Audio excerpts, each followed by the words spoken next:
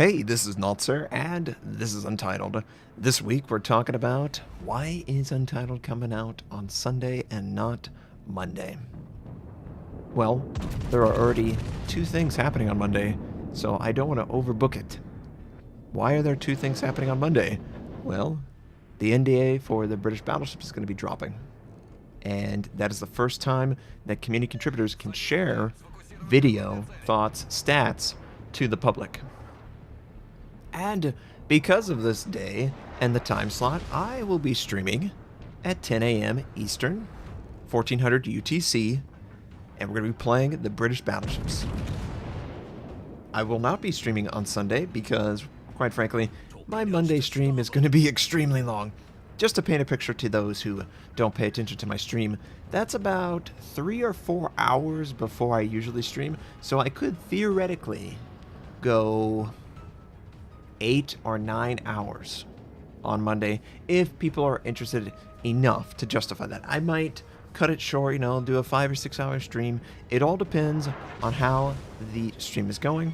I want to play all the British battleships and share my thoughts as much as I can in the time slot that is available.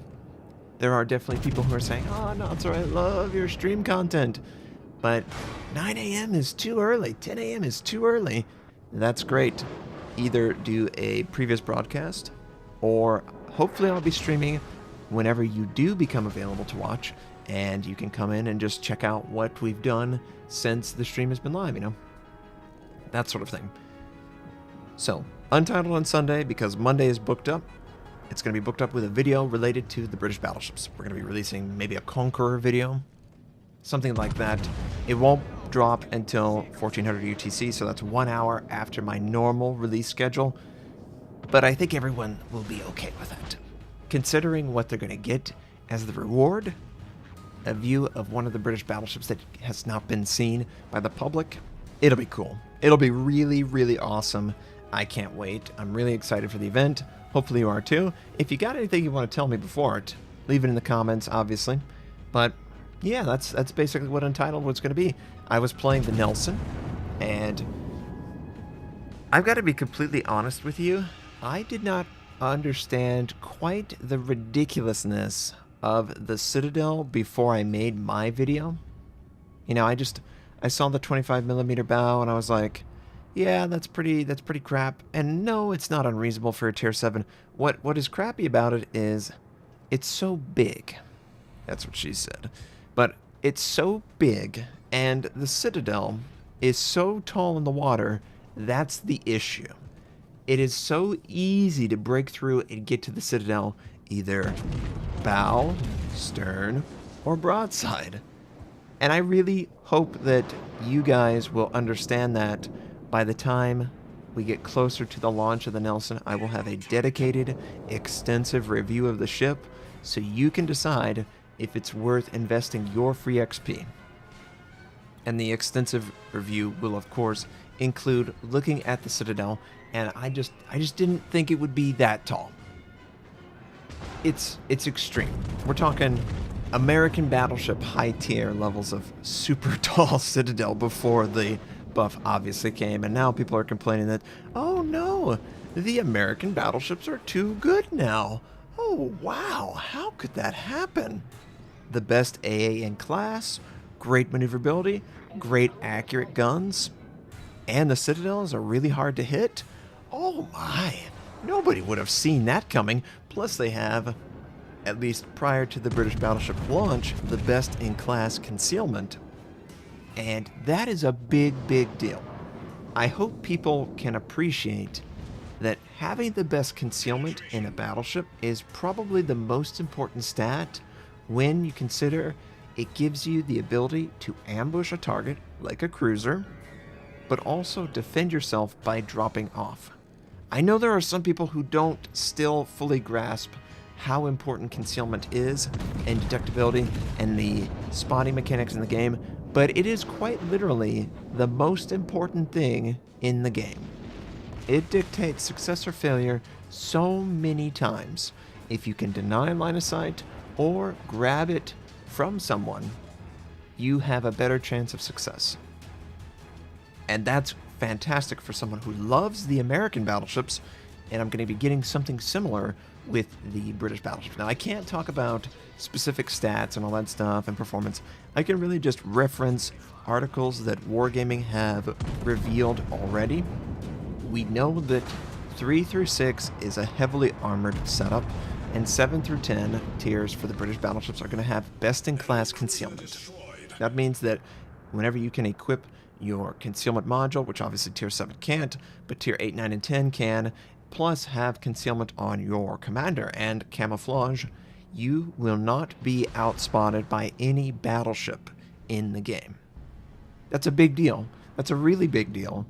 And hopefully we can show off just why it's such a big deal. Now, if the guns are inaccurate or if the dispersion's terrible, then you're going to be firing your guns more often and it might not be as comfortable as you would like.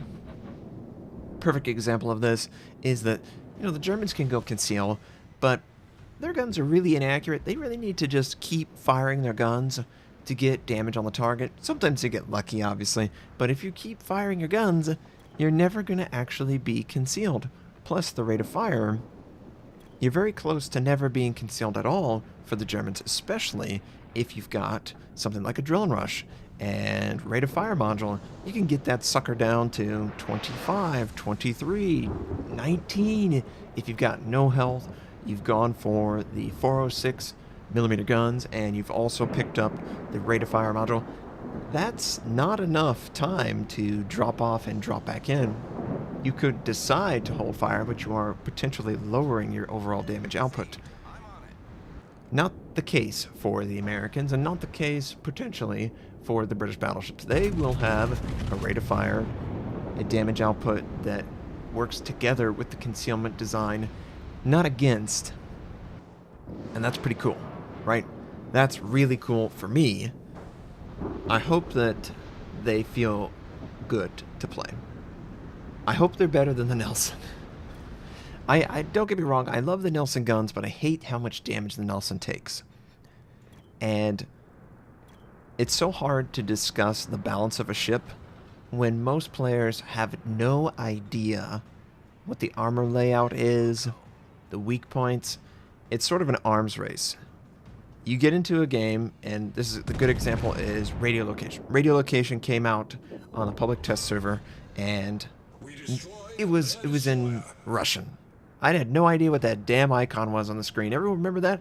And we're like, what the hell is this? This is radio location. Okay, well, a lot of people had never seen it, couldn't even discern what it was because it was in Russian, and they died miserably to it. And a bunch of people overreacted and said that this is literally cheating. It tells me exactly what everyone's doing. And everyone's so bad at the game. God, I can kill everyone. I'm so good. Well, as people learn how the game works, same with concealment on a battleship. People were like, concealment on a battleship? Who would do that? Well, a lot of people would do that because concealment and detectability is very important. But we didn't know that until we played the game and understood, oh, yeah. We can actually just deny line of sight by staying back, staying behind islands, holding our fire. So I expect the Nelson to be the most effective right now. I think it will drop off in power level as people recognize that it has no armor, it has a ridiculously tall citadel that can be easily penetrated from all sides, not just the broadside, but every side of the ship. You will probably citadel them if you know where to look, you know, and people will look at the armor layout in game if they're deciding to preview buy it, and they'll be like, okay, well, the guns must be good. Well, the guns are good, but they're not that good. They're not good enough that I'm going to kill everyone before I die. I've done pretty good games, but every single game feels like I'm just fighting that uphill struggle to just stay alive. Citadel damage is not healed back up. Fire and flood, yeah, but Citadel, no. And that Citadel is tall. Tallest in the game I've seen, at least now that they've nerfed all of the, well, buffed but they nerfed the height of the American Citadels, and they're so shallow in the water that you could barely pick them out. There's a very specific spot where you have to hit.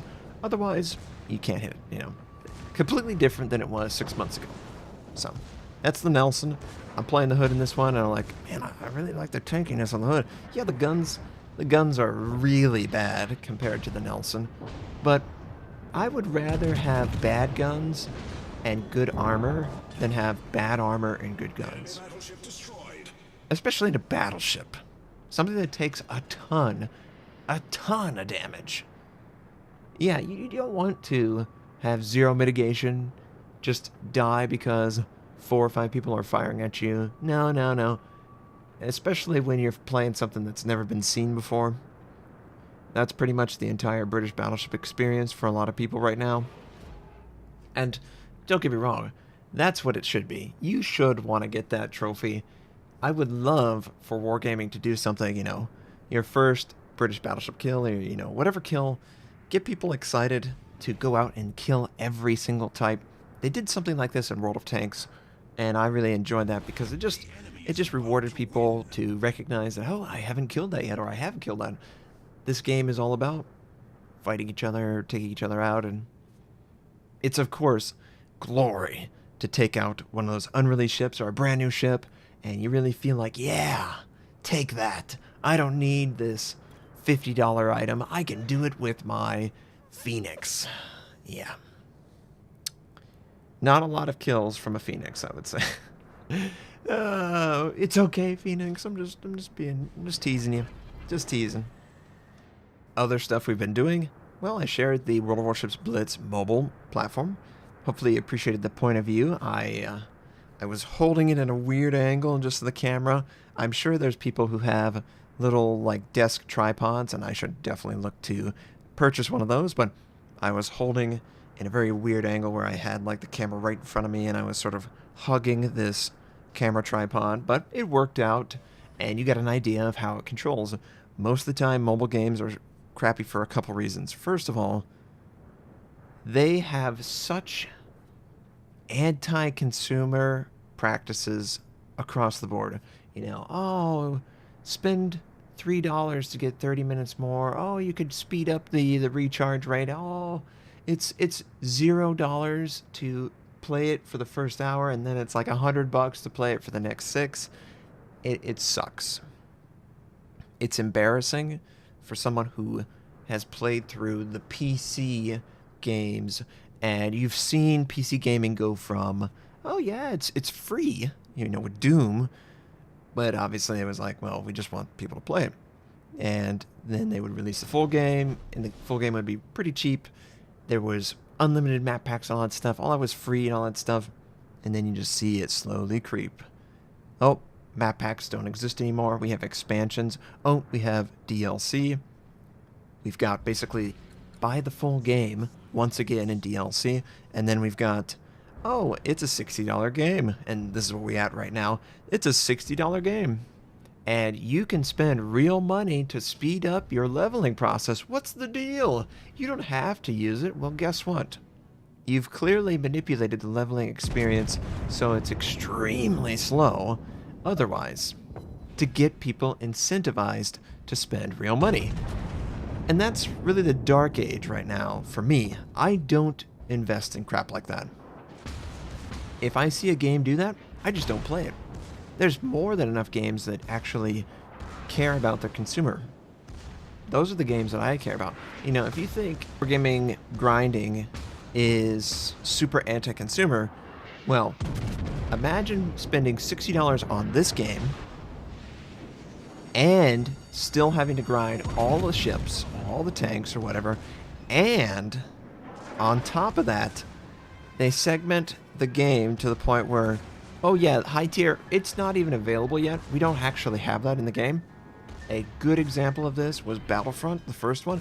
No single player, very limited map pool, no space combat, none of that. And it's just like, wow, it sucked. Who would have thought that, EA? And what have they been doing? Oh, we've been putting in everything that you asked for. Why didn't you do that in the first one? Well, because that wasn't the plan. The plan was to exploit the crap out of you. we didn't have the systems online, but we wanted to release the game along with Force Awakens so people would give us all this free money. And that's my issue. I really feel like PC gaming has great content, but it's slipping to mobile crap, and I don't want that. So hopefully you guys at least appreciated seeing it for yourself so you could decide if it's worth your time. I hope you enjoyed this. I can't wait to play the British Battleships for you. Have a fantastic day, and I'll catch you next time.